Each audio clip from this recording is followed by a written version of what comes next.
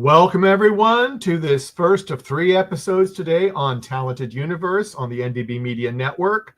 It is the 25th of September in 2025. I can't believe it's almost the end of September. Marcia, what do you think about it being almost the end of September? Well, I welcome fall. I enjoy the cooler weather, even though I'm here in Northeast Florida. And right now we have our eyes cast toward the Atlantic, where there's some activity going on in there. So keep your fingers crossed. And I'm happy to be here. Yeah. Liz, how are you doing? And then we'll have you introduce our guest when you're introducing yourself. I'm doing okay.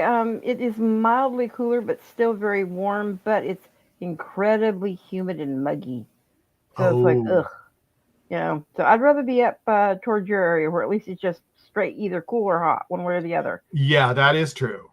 But I would love to introduce today a wonderful writer and creator from both the Librarians, the next chapter, the original Librarians, and Leverage Redemption, if we have any fans out there of that. Miss Kate Rorick. How are you this morning, Kate? Good morning. I'm well. Thank you for having me. I have multiple questions I'm going to start off here with, but first let's get a little bit of background on you. Okay. What influenced you to become a writer, and specifically breaking off into 2 separate complete genres, the sci-fi type dramas, and then you have your own special subset of romance writers? And this is what I was saying, otherwise I just about passed out when I realized your pseudonym is Kate Noble, and I have every single freaking one of your books. Oh my gosh. I did not realize that. Oh, that's so awesome. Yeah. That I have, I have a secret identity, which you just outed me for. But it's not that secret. But I've always loved story. Like I worked at a movie store in the mall when I was a teenager. I went to school to study TV, to study film. I didn't know what I was going to do in TV and film until I graduated. And I moved to New York, and I got a job working as a PA.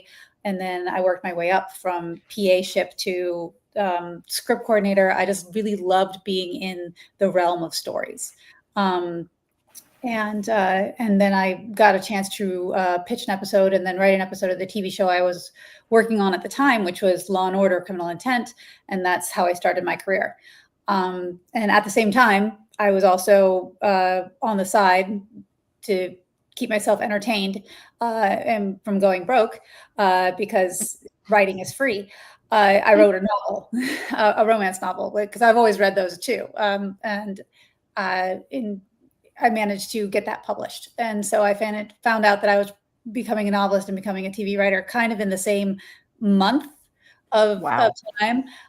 So I said, oh, I guess I do both of these now. And I just kept doing as much as I could, as long as I could. Going as far as writing for TV here, we're going to kind of keep at that for a minute. Yeah. You had already done several stories for Dean Devlin. Like I had mentioned before with Leverage Redemption, and of course the original Librarians in this. How did you feel going forward? Was it kind of cool that you were doing the next chapter where you could kind of continue these stories, and bring forth some of the characters? It was wonderful to come back into the world of the Librarians. Like I adored the original show. I was on it for all 4 seasons. And it was so much within my wheelhouse of just found family and magic and adventure stories that I really, really enjoyed writing and telling. To come right back into it, when Dean told me that he launched the reboot, it was wonderful. It was great. Did you have difficulty, because they're a whole new set of characters, developing the storylines, especially with the uniqueness that the Librarians is with those things, or you feel like right at home doing that? And I mean, yes, I felt it can be difficult, but it was also a lot of fun because it's a different time. It's 10, 12 years difference between now and when the first Librarians launched, and it's 25 years different from when the movies launched. So it's a very different world that we're in, and I really enjoyed the impetus of Vikram being a man out of time, and that allowed us to build sort of wonderful characters around him to show him what the world is like now. Because we've already kind of had an incorporation a little bit, and we're not going to talk anything about next season, but we do know we're going to have some of the original cast members come in, and that's all I'm going to hold it to. But with the original, of course, we had Christian King come back as Jake Stone. Mm-hmm. How interesting or difficult was that for you to kind of expand on his character being an older character and just kind of go from there?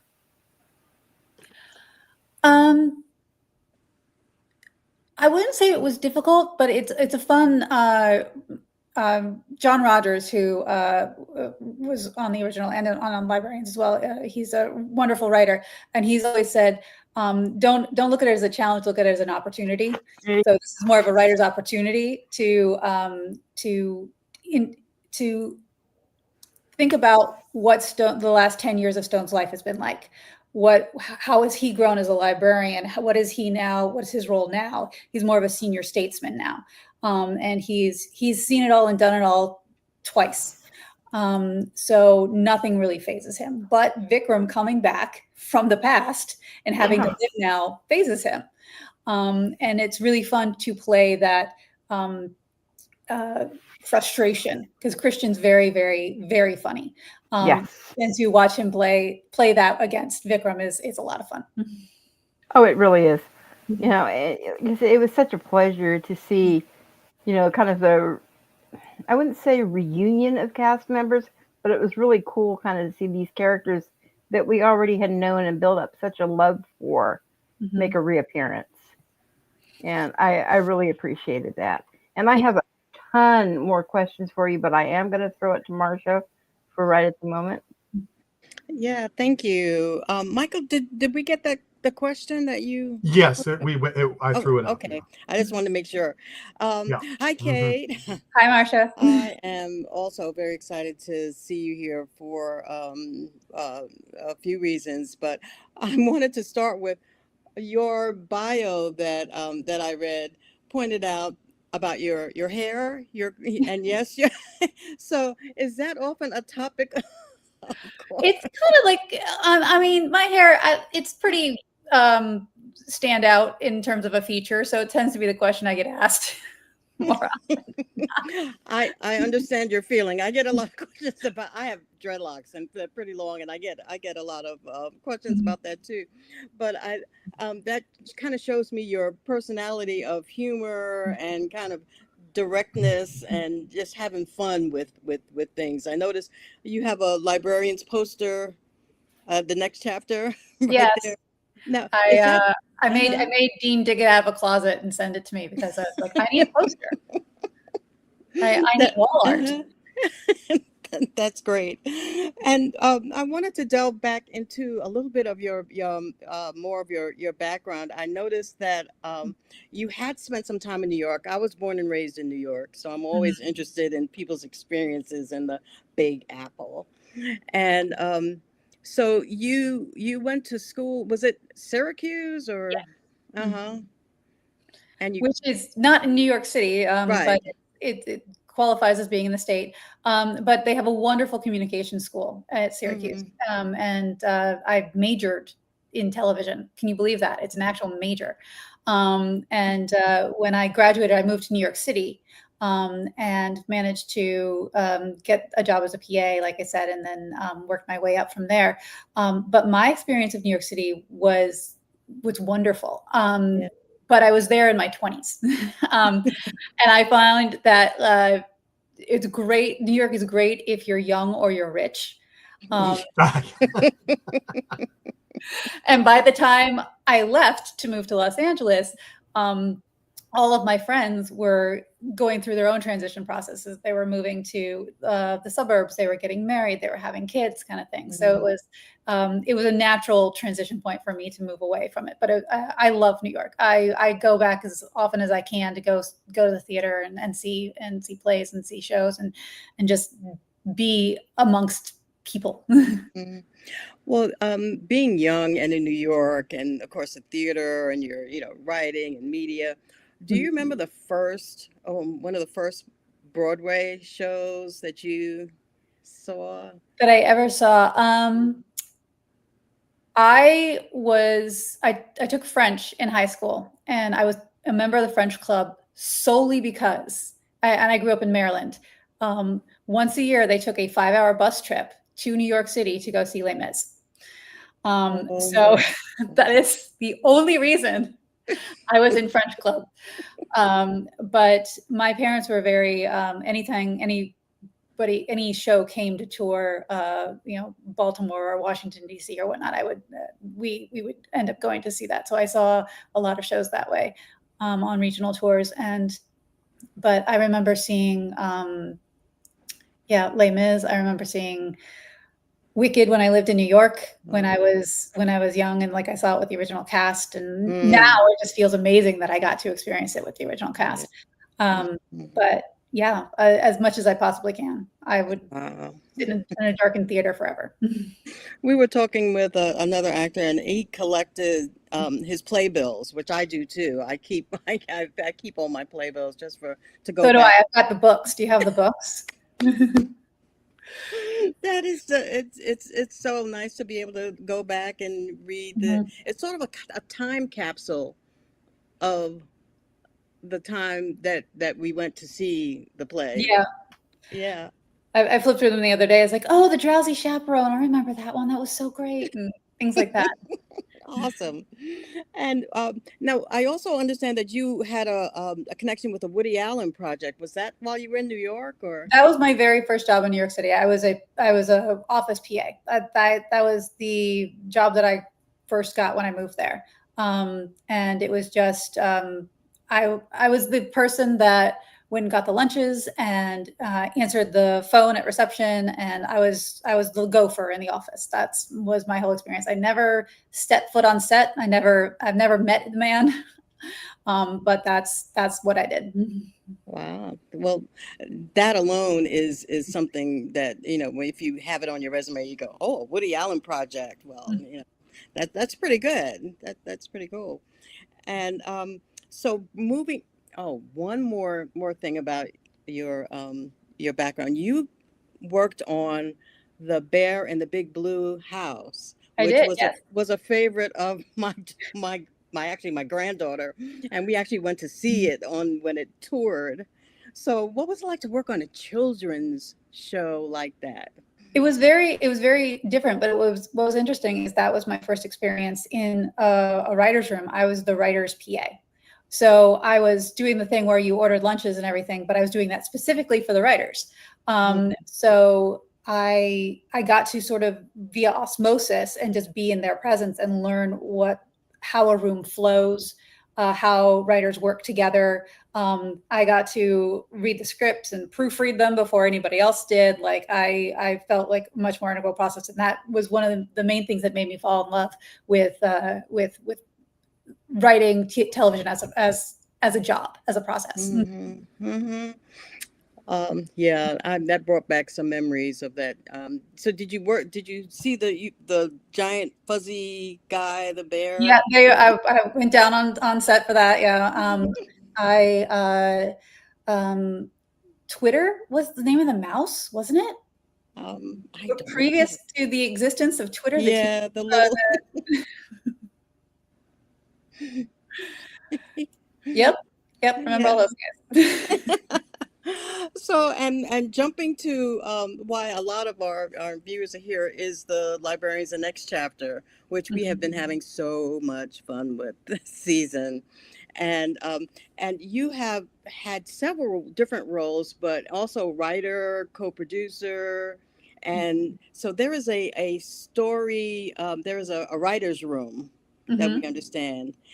And how does that work for the episodes that say you were credited with "And the Dance of Doom," which was, I think, the second episode, Yes. and also "And the Feast of the Vampire," excuse me. Vampire, yes, yeah, get it right, Marsha. Marsha, You have to say it right. Well, the writer's room is one of my favorite places on earth, because it's, in our show, it's 8 people in a room, sitting together, all trying to like figure out a story, solve a problem, and we're entertaining each other, and we're coming up with ideas, and it's a lot of fun. It's exhausting. Like, there's snacks in the room for a reason, because you get very, very hungry and tired.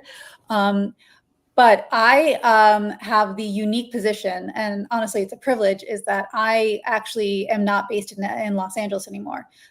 So I'm on Zoom in the room. Everybody else is in the room together. I'm on Zoom.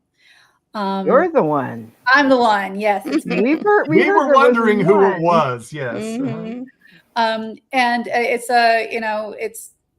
it's one of the more useful things to come out of the pandemic, is the fact that people can call in to can work remotely a little bit more easily.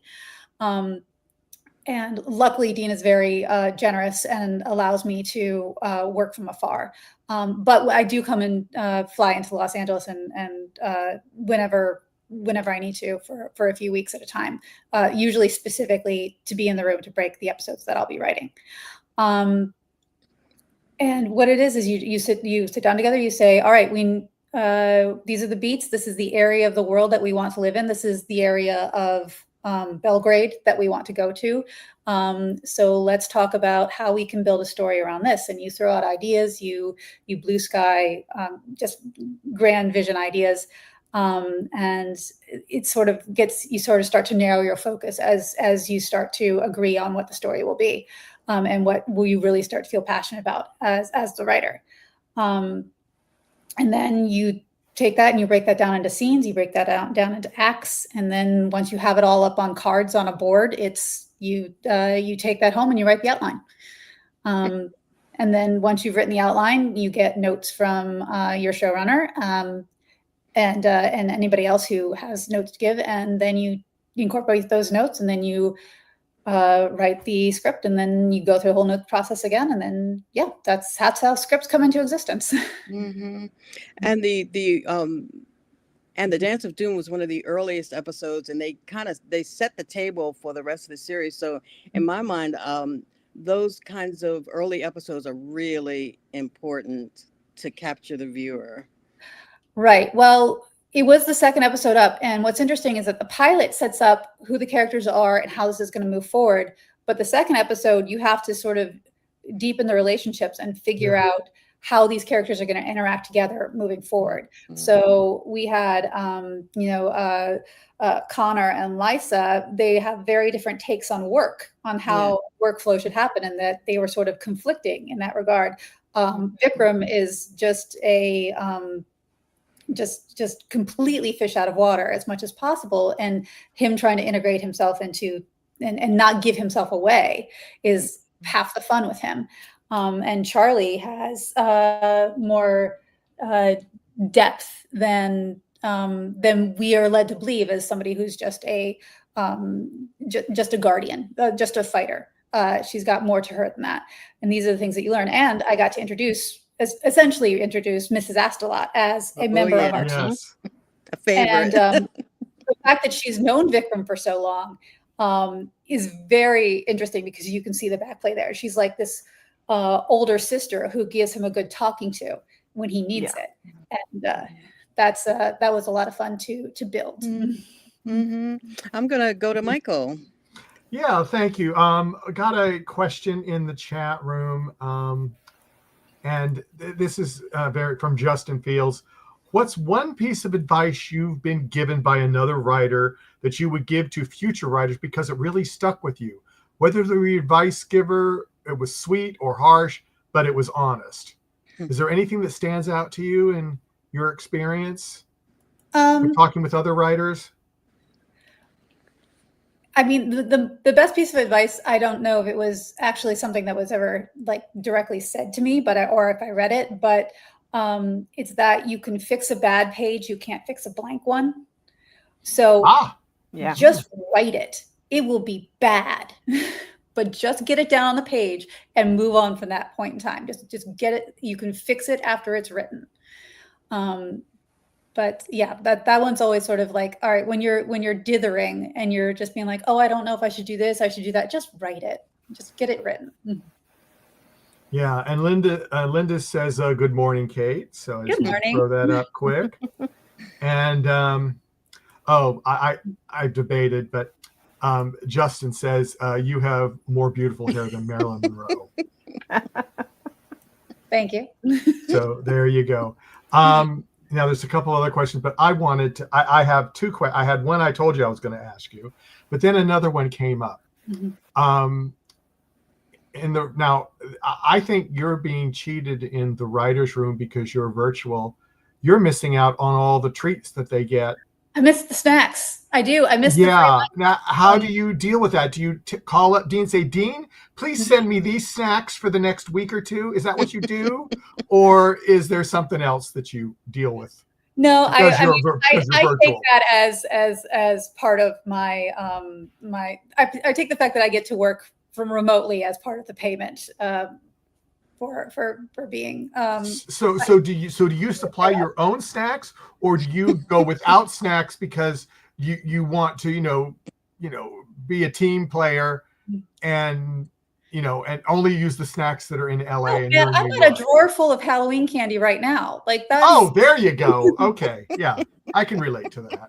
I have to sit in this chair. I'm gonna have to have a reason to stay in this chair as long as I'm typing. It better be like food on hand. Me standing up and going to my kitchen is like, that's just gonna break the flow. Well, I can see that. Now, there was a show that was on back in, actually, I think it was 2011, that I absolutely loved. And when I saw you were, oh, that's right, Marshall likes it too. I forgot. Sorry. Yeah. Terra Nova. Yep. Yeah. I was so sorry that got canceled. But am I correct that you were the main writer for the first couple of episodes? No. So what happened with that show is that it went through a lot of different iterations. I was a member of a writing staff that worked on the first couple of episodes, but then the writing staff turned over. So, so you were the first couple, and that was it. I was a member of the staff. A member of the staff. Okay. I was definitely not the sole writer on anything. Oh, okay. So because that was kind of the beginning of your career, correct? It was like, or kind of a little bit. It was early. There was like 3 jobs in at that point, but yeah, it was early. Mm-hmm. Yeah, but still, did you enjoy doing the being in the writing room or whatever that happened to be said at the time for that, or? It was dinosaurs on a Steven Spielberg show, of course. Yeah, well, that's kind of what I was getting at. Yeah, yeah, because I mean that was just, as I said, I was so sorry it got canceled, but yeah, it never got completed, and that was a shame. But there's so many shows like that, though. There's just like, I know. I wish I knew the ending to this one. I know. I totally agree with that. But going back, you said writing for the first Librarians. Mm-hmm. You enjoyed. Oh, and then asking when Dean asked you to come back let me ask you this. Did you think he was pulling your leg when he said it? No, because I've known Dean long enough to know that like if he says he's going to do something, it's going to happen. Like he rebooted Leverage. He rebooted Librarians. He's like, if he says it's going to happen, I have faith. It's going to happen. So I was not surprised at all. I'm just glad that it's back in the world. Yeah, well, we're all glad it's back in the world too. I mean, it's wonderful. Are there any projects that you're doing now that you can talk about? Not really. Sorry. Not really. Okay, that's all I wanted to know. And we're not going to talk about Librarians season 2. So everybody in the chat room, please do not ask us questions for Librarians next chapter season 2. We're not talking about it. We're not allowed to. So there. So I said it. So what? Let's see. There was one other question. I'm not sure if you remember this, but Linda wants to know, back on the original Librarians, on the special features of the DVDs, episode Reunion of Evil, does that ring a bell for you? Yes, that's the, I remember that episode. Wondered where the idea of the crystal came from. I Remember? wondered where the idea for the crystal came from. I don't remember specifically what I said on the DVD commentary, but the idea of the crystal, I think it just came straight from research, and we knew we were going to set this in up north in like a Nordic area in ice caves and things like that. So I think we were just thinking like, okay, crystal, ice formation, things of that nature. Yeah, and it just kind of that's there. Sort of like, it just sort of developed from there. Mm-hmm. Well, that makes total sense then. Liz, going back to you. Oh, okay. And actually, I think that one question might have had a mistypo. I think she meant I, as in herself. I did. That's why I did. That's why I did. Yes. Yeah. But one thing quickly to get us off the Librarians for just a second, then I'm going to circle back. There is no wonder that you are a Pride and Prejudice fan, because you see that, like I said, throughout your books, but also going back to a little web series that I ran across quite a while ago that was a total modern day adaptation of that. And I know that you had originally written the book for it too, the Lizzie Bennet Diaries. Mm-hmm. Yep. For it. What came to your mind to do that, to do such a modern twist on it? Well, it wasn't my idea initially. The series was created by Hank Green and Bernie Sue. Hank Green from the Vlogbrothers, right. And they developed it, and I actually was brought in by my friend Margaret Dunlap, who is a fellow brilliant writer, and she was a writer for it. And she's like, you've got, everything, you've got Pride and Prejudice memorized. I think perhaps we could use you. So I met with Bernie, and I started writing about a third of the way through the series for them. And so that's how I came to be involved in it. And when the series was over, we decided to do a book adaptation of it. And since I had written a few novels, it was sort of natural that I would be the one to take on that adaptation. Okay, so the web series came first, then you wrote the book instead of the other way around. Oh, wow. Yeah. Getting back just slightly to the Librarians with the Dance of Doom, do you have any experience with ballet at all, or was this just something you did through research to see how it would do? I'm very uncoordinated. I don't have much dance experience. Unfortunately, my daughter plays soccer. But the reason that episode came about was that we scouted locations around Belgrade before we started writing. Mm-hmm. And that was just to give us a general idea of what the possibilities were. And it turns out we could shoot in the Belgrade theater, the National Theater there, and where they stage ballets, and they have this beautiful ballet company. And it's just like, oh, we could set a story in this world. This is wonderful. What story do we want to set? So did a lot of research, watched a lot of ballet online, and Giselle and full shows and things like that, and just pieced it together that way. I think doing both, and even as we slide into with the Feast of the Vampire, there is so much background and research you had to have done, through the local area. How interesting was that to do for you, to kind of find these local myths and legends? And that is a lot of fun, actually. That's part of the process that I find really fun, because it's interesting, and we've got this wonderful crew and staff who work on the show in Belgrade, who are Serbian, and they help so much with filling in details for like what the set design would look like, and what the props would be if this was a proper Serbian story kind of thing. So it's really, really wonderful to have those partners and to be in that space and to research new stuff. especially with that one, with Mhm. Feast of the Vampire. I have got to ask for you as the writer, whose idea was it to make such corny little things that we absolutely loved? For me, Feast of the Vampire is like within the top 3 of this season of the Mhm. episodes. I mean, it is so phenomenal. Oh, You know, thank I you. mean, you came up with him, chowing down on corn chips, and he's driving the car with all the newspaper, all the with these little holes. What in your thought process made you think that? Well, the thing with Peter, Yeah, the vampire, is that he had to be subtle. as um, unassuming as possible. You had to not think that, no spoiler alert for anybody who's seen it, he's the bad guy, but you have to think he's not dangerous. So Yeah. he has to come off as not dangerous. He has to be the guy sitting on the couch eating Fritos. He has to be the guy who drives the car that's barely holding on. He just has an apartment. He's just a guy. Like he's not gonna suck your blood. He's just a guy. But it was so funny. I mean, literally, I was rolling in laughter. And it's so funny to see Pavel do this kind of character when everything else I've seen him do is so, straight, deadpan, serious with everything. It was really cool to see, a comedic role with him. Oh, he was a wonderful actor. Oh, I was so glad that he took the role. I was and really enjoyed talking to him on set too and getting to know him. It was really great. Oh, so you got to be on set for that?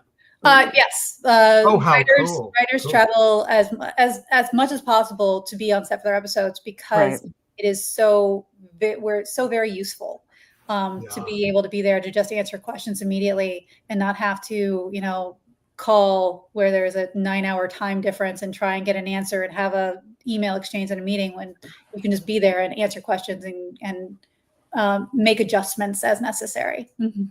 Now, when you were writing this at the time, did you know Taki was going to direct it? I didn't know he was gonna Toki was gonna be the director. I didn't know Toki at that point. But when I got to set, Toki's like, I love vampires. John Carpenter's Vampire is my Oh, yeah. favorite movie. This entire episode is going to be dedicated to John Carpenter's Vampires. And I was like, oh, okay, sure. I've never seen that film. Oh, But he was so wonderfully enthusiastic about oh, yeah. this episode. So I think it really came across. He is a huge, huge, huge horror fan. I can't state how big, what that is. He's even done his own stuff.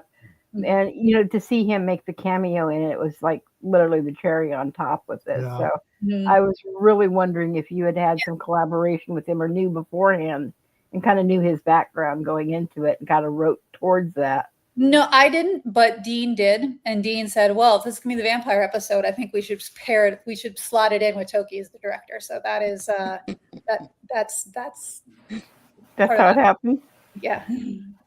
Going back real quickly to some of the other shows, we know that Jonathan Frakes has worked hand in hand with Dean Devlin for a lot of the shows, especially on the original Leverage and Leverage Redemption. What was it like to wind up having LeVar Burton on the set, being that he was, of course, a co-star of Jonathan Frakes, On and to write for that whole episode? on Leverage, Yes, Leverage Redemption. he was wonderful. He was a wonderful person. I was not myself on set with him because we were shooting in New Orleans at that point. Right. But he was just like, some people just walk into a room and everybody starts to smile. Mhm. He's that guy. So that's the vibe that I was given. That's really kind of neat. I have several other questions, but I'm going to toss it to Marcia real quick. Thank you. Thinking along with the costuming that's involved in a show like the Librarians and others too, but particularly Librarians, I often wonder, as a writer, you visualize characters and what they might be, I imagine what they might be wearing and things like that. So working with do you get to work with a costume like Ivana, or how does that work? Yes.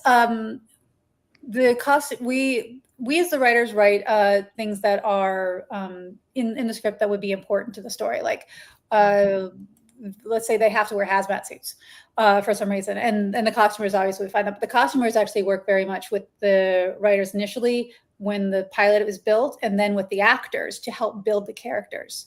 The costumers do, because there's a large process in figuring out, okay, this is what this kind of character would wear. These are the kind of boots that that Charlie would wear. She's not going to wear anything with heels because she has to run, and she's got to and she really likes having this kind of trend. Like, there's a lot of detail that goes into that, and that's often a lot more between the actor and the costume.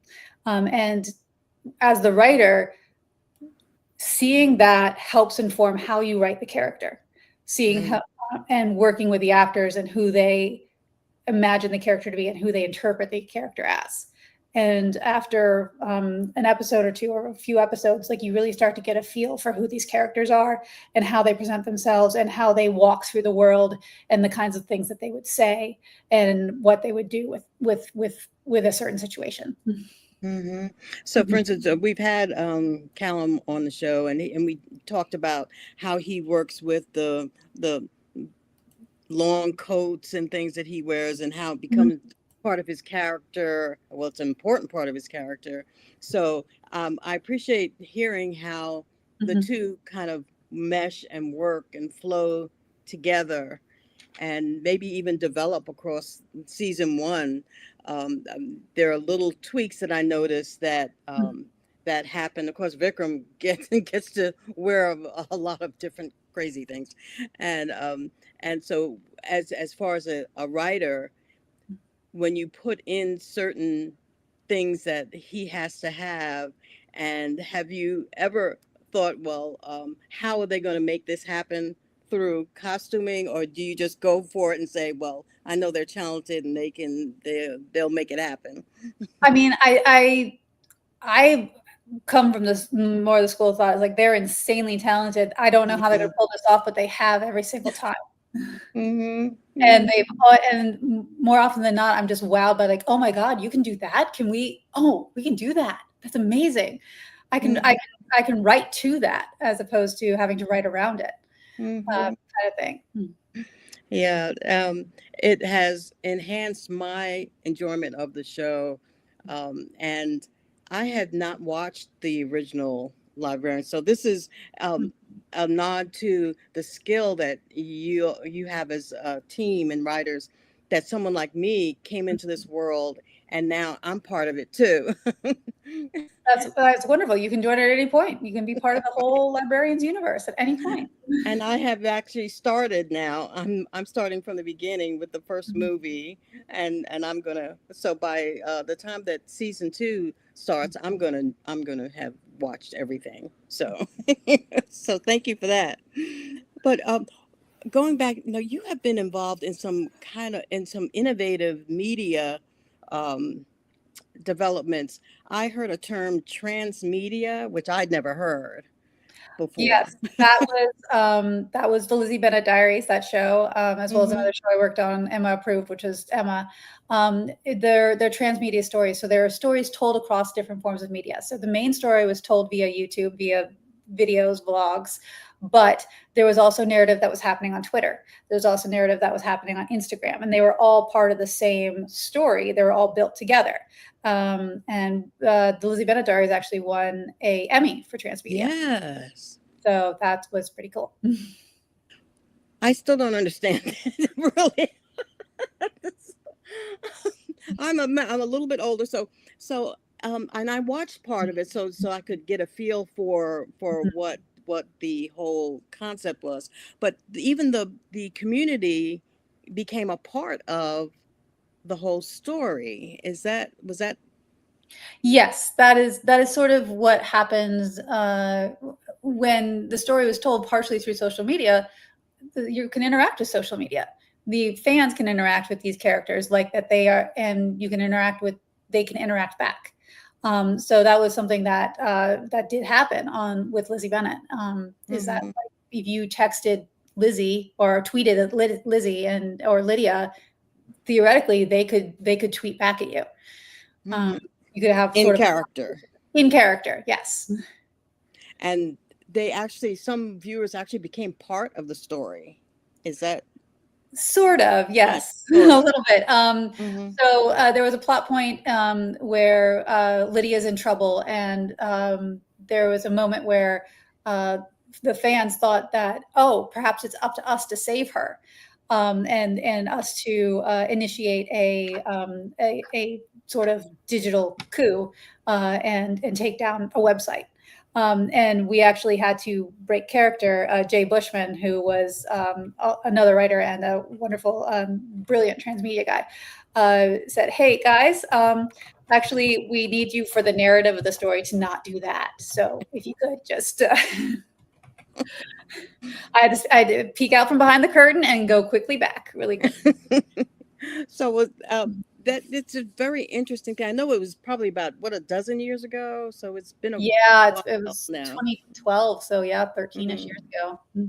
But I understand the community still thrives, and there are still people that are Well, in. fandom unites people. Like if you love something and you find other people that love it, you guys, you're stuck with each other forever. So Mm-hmm. that's what happens. Yeah, I found that fascinating. So that's another new thing that I learned today. No, learned in the last couple of days. So thank you. And I'm gonna go to Liz. Okay, I just have a couple of quick follow-up questions. Being a writer, Hmm. what would you going for telling someone who's just now getting into the writing genre and business, either for television or for books?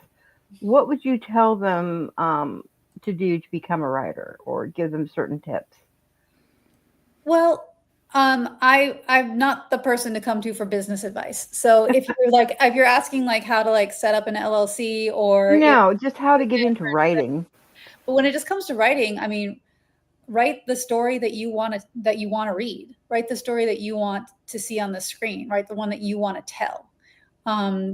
Yeah, and like I said before, it'll be crap at first. It'll be terrible, but it'll be down on the page, and you can work with it from that point on. But you're the only one that can tell this particular story from your point of view. Um, like you can tell an episode written by me is going to be different than an episode written by Dean. It's going to be different than an episode written by Becky. But we're all writing Librarians episodes. But the one that you want to tell, the thing that you want to say, can really only come from you. Okay. And if you hadn't have chosen to become a writer, what do you think you'd be doing today? I have no other life skills. I love that. Oh, that's funny. You say you don't have any other life skills, but I hear that you have the same fascination as my husband as far as you love watching a certain particular cooking show. The great British. It's so soothing. It is. Soothing, and it's so low stakes. Like it's wonderful because there's these British presenters who did this voiceover with this very tense music in the background where they're like whispering, saying something to people. Yeah. And the problem is the cake might not rise. And you're just like, oh my God, the tension, I can't take it. The cake might not rise. Do you bake? Not well, not with any level of proficiency that the people on the show do, but I can put together a cupcake as necessary. Batch of cookies, the recipe's on the back of the bag, so that's fine. For the soccer team? For the soccer team, yes. Yeah. Well, at least you're not going and buying already the prefabricated ones that you just break apart. You're actually doing the recipe. No, that's strictly for eating. You have that in the fridge just so you can eat off of it as you go through life. It's already pre-portioned for you, so you don't have to get the spoon and the tube. Exactly. So I just wanted to say thank you so much for taking the time to, come and share all these wonderful things with us. We've learned so much, and we really appreciate you taking the time. Thank you so much for having me. I really appreciate you guys having me on. No problem. Marcia, I'm going to give it back to you one last time. Last couple of things. Talking about writing, people want to know what are the writing tools that you use? Because we had I think James DeLorean does his writing on an iMac from like two way back in centuries the day. Yeah. I use, I have a computer, I have a laptop. For script writing, the industry standard is really Final Draft. That's the software that we use. For book writing, it's hard to work with, but I know all the shortcuts to it. But I just use Microsoft Word mostly. I just type in Microsoft Word, double space those pages, because otherwise you're going to drive yourself crazy. A lot of the time I just have spiral notebooks with just fuzzy handwritten notes on them. Like that's how I love that. brainstorm and get story and get ideas down. So I have some ideas. And one last thing, you have written and writing romance novels, and there is a large contingent of people who go to conventions and things like that. Have you ever been to a fan convention or? For romance novels? Yes.